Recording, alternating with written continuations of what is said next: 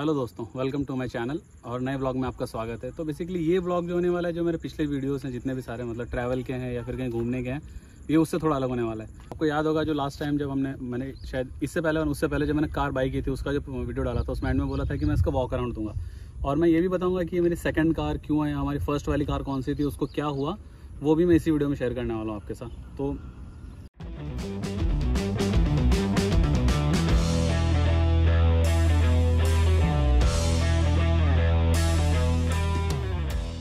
ये है car Tata Nexon XZ plus HS dark edition.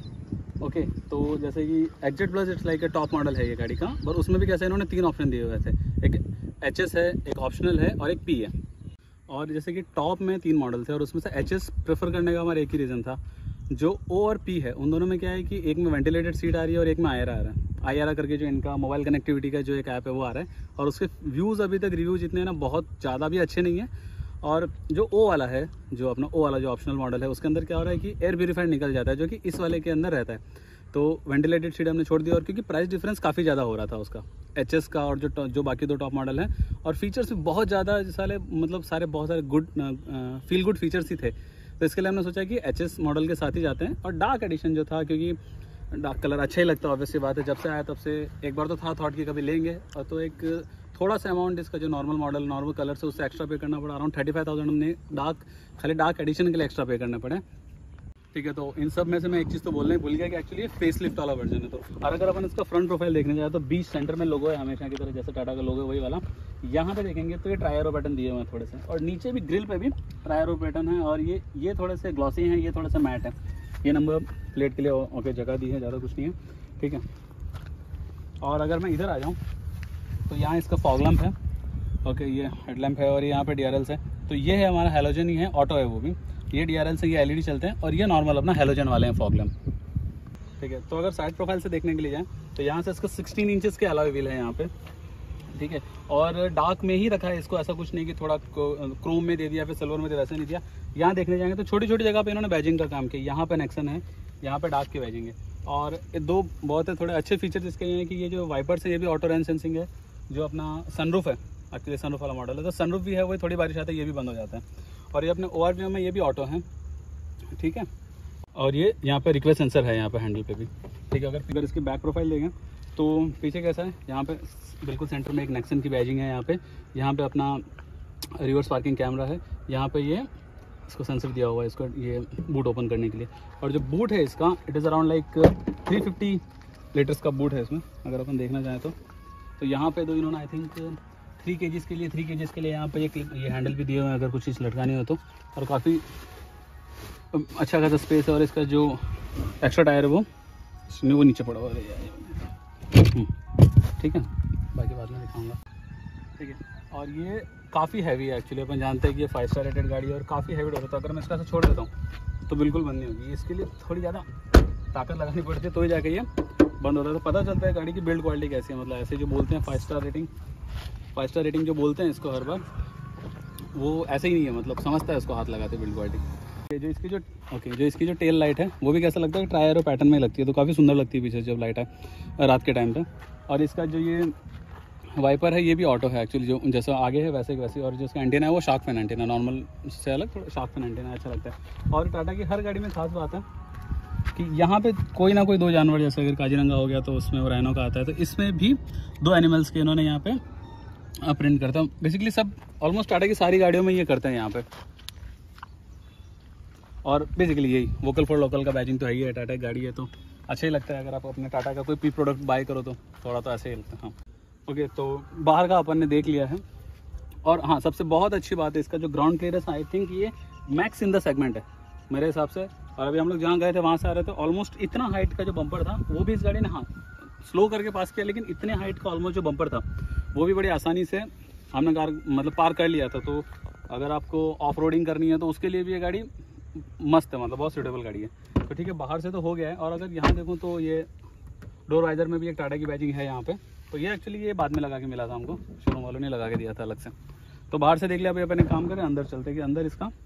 ठीक है, तो इसमें अभी अंदर बैठ के देखते हैं। तो रियर सीट स्पेस के मामले में कोई भी इशू नहीं है इस गाड़ी में। एक्चुअली ये बाय करने से पहले हम लोग वेन्यू में गए थे, सॉरी वेन्यू चेक की थी हमने, और उसमें देखा था कि हमारा एक ही पर्पस था कि पीछे 3 जन कितने आसानी से बैठ सकते हैं। तो और एक मेरा फ्रेंड है जिसके पास i20 है, तो जो नई वाली i20 एक्चुअली उसका कैसा है कि पीछे का स्पेस आराम से 3 जन बैठ जाते हैं, भले वो छोटी गाड़ी है।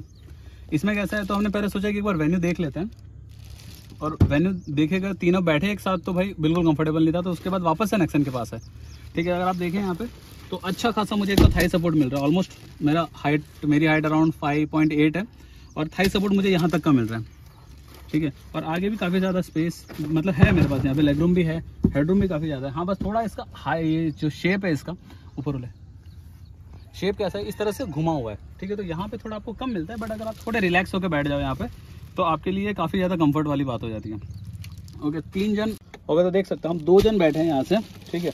ऑन एन एवरेज बॉडी है, ऐसा कुछ नहीं, तो एक बीच में भी बंदा हमारे जैसे आराम से बैठ सकता है, कोई इशू नहीं है उसका, ठीक है। और बाकी यहाँ पे ये हैंडल्स वगैरह तो ये ओके, तो ये हैंडल्स वगैरह तो ग्रैब करने के लिए ये तो बेसिक ही है। और यहाँ पे इन्होंने 2 वेंट दिए हैं इसी के, यहाँ पे चार्जिंग का पॉइंट नहीं दिया, इसको निकाल के इन्होंने पीछे दे दिया ज़्यादा मैं, तो ये यहाँ पे एक चार्जिंग का सॉकेट दे दिया। अब कुछ लोगों को ये पसंद आता है, कुछ को नहीं आता है। हमको बेसिकली अच्छा इसके लिए लगा, लेट्स से अगर मैं यहाँ पे लगा के पीछे ही अपना मोबाइल वोबाइल लिए यहाँ पे रख सकते हैं, यहाँ से कुछ गिरेगी नहीं चीज़ें, तो यहाँ पे उसको अपन रख सकते हैं, ठीक है। और यहाँ का जो चार्जिंग का सॉकेट था ये इन्होंने निकाल दिया गया। अगर मैं यहाँ देखने जाऊँ साइड में तो ठीक है, ये नॉर्मल भाई लॉक अनलॉक का इसको, हाँ इसको थोड़ा क्रोम नहीं है, बस ग्लॉसी फिनिश है इसको, बाकी ये तो डार्क ही है। एक ट्विटर है यहाँ पे, नीचे स्पीकर है, और ये बाकी यहाँ पे विंडो लॉक अनलॉक के लिए है। नीचे स्पेस ठीक है, मतलब बॉटल आ जाती है यहाँ पे आराम से, एक बॉटल तो चलो ठीक है, ऑलमोस्ट 1 लीटर की बॉटल तो यहाँ पे आ ही रही है। ओके, तो उन सब के साथ यहाँ पे एडिशनल है ये आर्मरेस्ट भी है यहाँ पे, और 2 कप होल्डर भी मिल रहे हैं अपने को, ठीक है। तो काफ़ी मस्त फीचर है ये, है ना। और है मतलब बिल्ड तो ऑब्वियस सी बात है अच्छा ही है, और बेसिकली जब कोई हो साथ में तो 2 जन अगर हो तो आराम से इसको आप निकल के बैठ सकते हो। और हाँ, और काफ़ी ये इसमें अप मार्केट फील होता है, मतलब अगर आप बैठे हो और आराम से थोड़े रिलैक्स भी कर रहे हो, रिक्लाइन तो है एक्चुअली, और पीछे हेडरेस्ट भी अच्छे हैं इसके। मिडिल वाले को खैर नहीं है किसी में, आई डोंट थिंक कि किसी में भी होता है मिडिल वाले के लिए हेडरेस्ट, तो ये है यहाँ पे एक, ये पीछे यहाँ पे है। ओके ठीक है, तो इसको बंद कर दें यहाँ से। और एक्चुअली आपको लग रहा होगा कि पन्नियाँ नहीं निकाली तो अभी क्या करें, तो इंडियन मेंटालिटी है कि भाई जब तक रख सकते हैं तब तक साफ रख रहे हैं, और बारिश का भी टाइम है, इसके लिए हम सोचा कि बारिश निकल जाए तो फिर ही निकालते हैं सबको, ठीक है। तो अभी पीछे का तो हो गया ऑलमोस्ट सारा का सारा, अब आगे की तरफ चलते हैं। ओके, तो अब ड्राइविंग सीट पे बैठ चुके हैं, और यहाँ पे आपके पास ऑलमोस्ट सारे कंट्रोल आ जाते हैं, गाड़ी लॉक अनलॉक का, और 4 ही पावर विंडो का कंट्रोल यहाँ पे है। और यहाँ पे भी भाई डोर हैंडल्स तो खैर वैसे ही है यहाँ पे, और ये अच्छा सा क्रोम सा फिनिश है। नीचे भी सामान रखने के लिए है, सामान आई गेस बॉटल वॉटल रखने के लिए एक बॉटल, और अम्ब्रेला होल्डर भी है यहाँ पे। ORM का भी कंट्रोल अपने को यहीं से हो जाता है, तो अपन इसको यहाँ से अगर मैं चाहे तो मैं इसको देखो कर सकता हूँ अंदर से, जैसे एक बार ये करना है, एक बार घुमा लिया उसके बाद अपन ऐसा इसको कर सकते हैं मुँह अपने हिसाब से, ठीक है। ये भी इलेक्ट्रॉनिक, और उस साइड का करना है तो मैं इसको इधर टिल्ट कर दूंगा, तो ये अगर देखोगे तो वो अपने हिसाब से एडजस्ट अपन यहीं बैठे बैठे कर सकते हैं। जो स्टीयरिंग है ये पहले से लेदर रैप्ड है, और यहाँ पे क्या क्या ऑप्शन दिया, वॉल्यूम अप एंड डाउन का बटन है, यहाँ पे कॉल डिस्कनेक्ट कनेक्ट का है, और ये क्रूज कंट्रोल का जो फीचर है, ये हमको बेसिकली ये फीचर हम दोनों भाइयों को चाहिए था क्रूज कंट्रोल का, कि भाई हम लोग मोस्टली हाईवे पे निकलते हैं, बेसिकली हम राजस्थान से हैं तो गाँव आना जाना हम लोग का रहता है। ये तो सोचे कि क्रूज कंट्रोल है, अभी लेटेस्ट टेक्नोलॉजी है, तो सोचे कि अपने गाड़ी में होना चाहिए वो। एक्चुअली वो कैसा है कि एसेंशियल फीचर जैसा लगता है। और जो इसका स्टीयरिंग है एक्चुअली जैसे कि नॉर्मल गाड़ियों में भी टेलीस्कोपिक भी आता है और हाइट एडजस्टेबल भी आता है, तो ये खाली हाइट एडजस्टेबल है। तो मैं इसको दिखा देता हूँ एक बार, ये ऐसे करके ये अपन इसको ऊपर नीचे कर सकते हैं भाई, जिसकी हाइट कम ज़्यादा है वो अपने हिसाब से इसको एडजस्ट कर सकता है। तो इसको कर देते हैं लॉक वापस। टेलीस्कोपिक में एक्चुअली ऐसा होता था कि ये थोड़ा सा बाहर आ जाता था, तो वो तो खैर इसमें नहीं है, कुछ नहीं कर सकते, ठीक है। और जो स्टीयरिंग नॉर्मली अपने को जो हॉर्न होता है वो यहाँ देखने को मिलता है, तो ये काफ़ी ज़्यादा हार्ड किया हुआ, और उसके ज़्यादा इन्होंने क्या किया कि नॉर्मली ड्राइविंग पोजीशन ऐसी रहती है, तो यहाँ से इन्होंने दिया है बटन कि भाई आप चलाते चलाते भी इसको कर सकते हैं, जैसे टिल्ट है ये कर सकते हो, दूसरा हाथ लाना या फिर ऐसे करने की कोई ज़रूरत नहीं है इसमें, तो ये हो जाएगा। और ये है अपना वाइपर के लिए है, और ये हेडलाइट के लिए, और दोनों में एक ऑटो वाला फीचर जो मैंने बताया था कि रेन सेंसिंग भी और एयरएल्स भी अपने जो हेडलैम्प है वो भी ऑटो है, तो इसमें आप ऑटो पे सेट कर दो तो ये चलता रहता है, आपको इनको टच करने की भी जरूरत नहीं है फिर। तो ओके, तो अब ये देखते हैं कि MID पे इन्होंने क्या क्या फीचर दिया हुआ है। तो बेसिकली यहाँ पे कैसा, यहाँ पे ये ओडोमीटर हो गया है, यहाँ पे नॉर्मल जो अपनी स्पीड आती है वो बताता है, टायर प्रेशर मॉनिटरिंग है यहाँ पे, ये दिखा रहा है, टाइम चल रहा है यहाँ पे, फ्यूल अभी कितना और चलेगा गाड़ी वो बता रही है, ये थोड़ा रन टाइम बताता है कि क्या इकोनॉमी चल रही है, क्या वो इतना एक्यूरेट हो देख नहीं सकते क्योंकि यहाँ पे ये बार्स आते हैं तो उसका आइडिया नहीं होता अपने को। लैम्प चालू है, ओके, और यहाँ पे ये फ्यूल का इस तरफ है, और RPM वगैरह यहाँ पे दिखा देता है। इसमें एक आध फीचर मतलब इसमें एक गियर इंडिकेटर का फीचर भी, अगर इसमें गियर चेंज करता है अप डाउन करना है तो ये इंडिकेट कर देता है, अंदर से सिस्टम से इंडिकेट हो जाता है।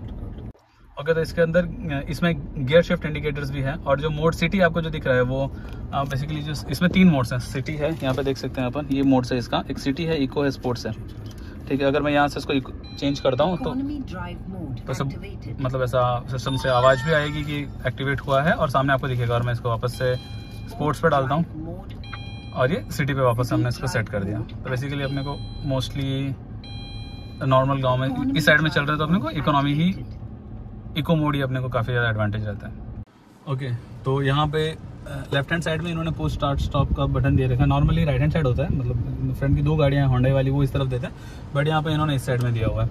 और सेंटर में देखने जाएंगे तो ये 2 AC वेंट है यहाँ पे, और ये नेक्सन की बैजिंग है यहाँ पे, और AC है इसका, वो भी ऑटो है। और एयर क्वालिटी इंडेक्स मतलब यहाँ जो प्यूरीफायर है वो भी इसका इनबिल्ट ही है, तो मतलब अपने को ऐसे एक्सटर्नल कहीं पे बाहर उसको प्लेस नहीं किया हुआ है, वो भी इनबिल्ट ही है इसका। तो अभी एयर क्वालिटी इंडेक्स अपने को यहाँ पे 3 बता रहा है, जो कि काफ़ी अच्छा है। AC है इसका, ऑटो है वो भी, तो ये AC का ऑन ऑफ का है। ठीक है, और ये फैन को कम ज़्यादा करने के लिए यहाँ पे फीचर दिया हुआ है। ओके, तो यहाँ देखने जाएंगे तो ये दोनों डिफॉगर के हैं, ये फ्रंट का है और ये रियर का है। और ये AC मतलब जो एयर सर्कुलेशन के लिए है, जो जैसे तरह से एयर रोल होती है अंदर, और ये AC का है कि पैरों में भी चाहिए हवा थोड़ी देर के लिए, थोड़ा इधर भी चाहिए, तो उसके लिए ये है अपने फॉग लैम्प का। और ये एक्सप्रेस कूल है, ये इसका one of the I think सबसे अच्छा फीचर है। इसमें ऐसा होता है कि अगर आप नॉर्मली अपनी गाड़ी जैसे कि धूप में पड़ी रहती है बहुत सी बार, उसके बाद आगे अपने को गाड़ी को चला के रखना पड़ता है, थोड़े शीशे उतारने पड़ते हैं। इसमें है कि अगर आप आते बैठते ये एक्सप्रेस कूल का अगर ऑन कर दोगे तो क्या होगा कि गाड़ी स्टार्ट में ऑब्वियस सी बात है, एक्सप्रेस कूल ऑन किया अपन ने, ये जो ड्राइवर साइड वाली विंडो ये नीचे हो जाएगी। उसके बाद जोर से ये मतलब अच्छी खासी स्पीड से हवा ब्लो होगी इसके अंदर, और ये तब तक ये सिस्टम चलेगा ऑटोमेटिक जब तक कि आपका टेम्परेचर नॉर्मल नहीं होता। जैसे कि नॉर्मल हो जाता है, ये अंदर से सिस्टम से आवाज, मतलब सिस्टम बोलेगा कि भाई जो भी अपने विंडोज हैं अभी आप ऊपर कर लो। तो ये मोस्टली गर्मियों के टाइम पे तो काफ़ी फायदेमंद रहने वाला है, क्योंकि तब तक के लिए आपको ऐसा गाड़ी विंडोज नीचे करके चलाने की जरूरत नहीं है। 2 मिनट का काम है खाली, 2 मिनट में ये 2 से 3 मिनट आई गेस, उसमें एक्सप्रेस कूलिंग का काम आपकी गाड़ी को नॉर्मल टेम्परेचर पे लेके आ जाता है। यहाँ पे नीचे की तरफ यहाँ पे एक चार्जिंग का सॉकेट दिया हुआ है यहाँ पे, और यहाँ पे एक यूएसबी पोर्ट दिया हुआ है, ये जिसको कि एंड्रॉइड ऑटो और एप्पल कारप्ले से दोनों एक्चुअली अवेलेबल है, तो इसके अंदर वो करता है। ये एक्चुअली 6 स्पीड गियर बॉक्स है, और इसका जो रिवर्स है वो यहाँ पे एक बटन दिया हुआ है, तो उसको पीछे करके तभी मतलब एक बटन को प्रेस करेंगे और उसके बाद इसको 6 के बाजू में करना पड़ता है, तो ये रिवर्स करने का थोड़ा ध्यान रखना पड़ता है। ये तो मैंने दिखाई दिया था, ड्राइव मोड है। ये अपना बेसिकली हैंड ब्रेक है जो है नॉर्मल, इसको मैं नीचे कर देता हूँ और ऊपर कर दिया, ये बेसिक वैसा ही है। और ये मेरा आर्मरेस्ट है, आर्मरेस्ट में थोड़ा सा एक है कि ये एडजस्ट नहीं होता है, यहाँ पे जैसा है वो वैसा ही रहता है। तो आपको लेकिन स्पेस अगर चाहिए तो आर्मरेस्ट के अंदर स्पेस है, इसको आप अंदर पुश कर सकते हो, यहाँ पे स्पेस है। तो यहाँ पे कुछ कप होल्डर के लिए जगह बनाई है, और ये कूल्ड भी आएगा, सी कूल्ड भी है, यहाँ पे ठंडा रहता है। और अगर चाहें तो इसको फिर बंद कर देता है, और नॉर्मली फ़ोन रखने के लिए काफ़ी अच्छा है। नॉर्मल गाड़ीज़ में जैसे बहुत सारी जगह होती है यहाँ पे फ़ोन वगैरह रखने के लिए, पर इसमें उस तरह से जगह नहीं है। यहाँ पे आप नॉर्मल केबल वगैरह और छोटी मोटी चाबी वगैरह रखने के लिए है यहाँ पे। ओके, तो मैंने कंफर्म किया, एक्चुअली ये कूल नहीं है, बट स्टिल आप यहाँ पे अपने कप वगैरह रख सकते हो, 2 कप होल्डर के लिए जगह ठीक ठाक स्पेस है यहाँ पे। ओके, तो अगर अपन इस तरफ देखें तो ये 7 इंचेस का हरमन का इंफोटेनमेंट सिस्टम है। तो एक्चुअली इसमें थीम थी इसमें, तो पहले ब्लू था, तो मैंने इसको रेड कर दिया, ये काफ़ी अच्छा लग रहा है। तो इसमें ये सारी इन्फॉर्मेशन तो बाकी आ ही रही है, एंड्रॉइड ऑटो और एप्पल कारप्ले की इन्फॉर्मेशन यहाँ आ जाती है, और करंट ट्रिप कितना चला कितना नहीं चला, तो गाड़ी मैंने अभी स्टार्ट करी है, तो वो जो रिसेंट वाला होता है वो यहाँ पे आ जाता है। ओके, बाकी ये होम पे ही अपन म्यूजिक के लिए Bluetooth AM FM USB iPod, ये तो चलो खैर बेसिक फीचर्स हैं, तो सब में अवेलेबल होते ही हैं। ठीक है, ओके, अगर अपन इस साइड में आए लेफ्ट हैंड साइड में, तो सबसे अच्छा है कि ये जो पैटर्न है यहाँ पे टायर पैटर्न, ये बहुत ही खूबसूरत लगता है। ये अगर आप थोड़ा सा पास कीजिए, I don't know Zoom video में आ पाएगा कि नहीं आ पाएगा, लेकिन ये बहुत ही खूबसूरत लगता है। यहाँ पे AC का वेंट दिया हुआ है, और जो इसका ये ग्लव बॉक्स है, और ये भी काफ़ी बड़ा है, और ये कूल ग्लव बॉक्स है। अगर आप चाहे तो अंदर देख सकते हैं, अंदर एक लाइट भी है, और यहाँ पे आप आपके ड्रिंक्स वगैरह या फिर कोल्ड ड्रिंक्स वगैरह जो भी है वो आप यहाँ पे रख सकते हैं। ठीक है, और उस साइड में और उस डोर पे भी ट्विटर दिया हुआ है, और यहाँ पे ये तो नॉर्मल विंडो कंट्रोल करने के लिए दिया हुआ है, थोड़ी सी जगह है, और नीचे भी बॉटल वगैरह रखने के लिए स्पेस है। और जो इसका ये IRVM अगर अपन देखने जाएंगे तो ये एक्चुअली ऑटो नहीं है, तो ये आपको मैनुअली एडजस्ट करना पड़ेगा मैं डे और नाइट के टाइम पे। ओके, और यहाँ पे जो ये सनशेड है तो ये नॉर्मल ही है, बट प्रॉब्लम मुझे थोड़ा सा डाउट लगा कि यहाँ पे एक मिरर होना चाहिए, तो खैर है नहीं यहाँ पे, बट वो यहाँ पे जो पैसेंजर साइड है, जो अपने साइड में बैठते हैं उनके लिए यहाँ पे एक मिरर अवेलेबल है। मे बी और यहाँ पे देखने जाए तो यहाँ पे सनरूफ के कंट्रोल्स है यहाँ पे, और ये वॉइस असिस्ट भी है गाड़ी में, तो आप यहाँ पे बटन प्रेस करके बोल सकते हो जो भी आपको जो व्हाटएवर जो सर्च करना है या फिर कॉल करना है वगैरह वो सब भी हो जाता है। ये जो लाइट है ये ऑटो है, तो अभी मैं इसको ये ऑन कर देता हूँ और बाद में ये ऑटो पे छोड़ देता हूँ, तो लॉक अनलॉक के टाइम पे ऑब्वियसली बात है ओपन मतलब बंद चालू हो जाती है ये।